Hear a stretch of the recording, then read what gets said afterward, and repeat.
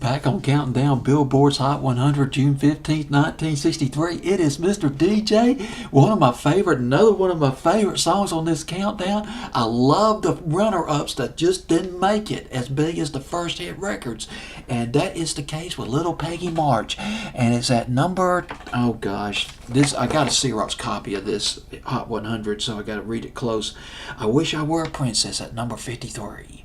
It's up 13 notches from 66. It debuted on Billboard's Hot 100 at 82. Little Peggy March. Now, she was called Little Peggy March because she was a short girl. She was 14 years old when she came out with this song. She was 4'9", and she was discovered singing at her cousin's wedding. She was introduced to, talking about fortune smiling on her, smiling on somebody. She was introduced to Hugo and Luigi. It's Luigi. I might have mispronounced his name, but these guys were big time producers. These were big wigs like you wouldn't believe. They were as distinguished as their name sounds. They produced for Perry Como, Elvis Presley, Sam Cooke, and they produced Little Peggy March's first big hit, I Will Follow Him. They produced that. That went to number one. It was a spring 1963 hit. And but now here's what happened. Success bred financial trouble for Little Peggy March.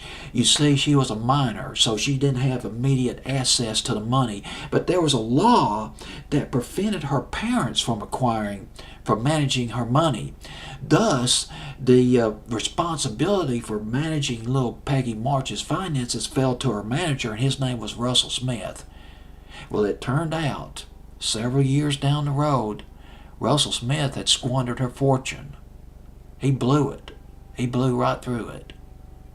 And she was left with only $500. That's it. $500. This was in 1966. Little Peggy March graduated in 1966. She got herself a new manager who later became her husband.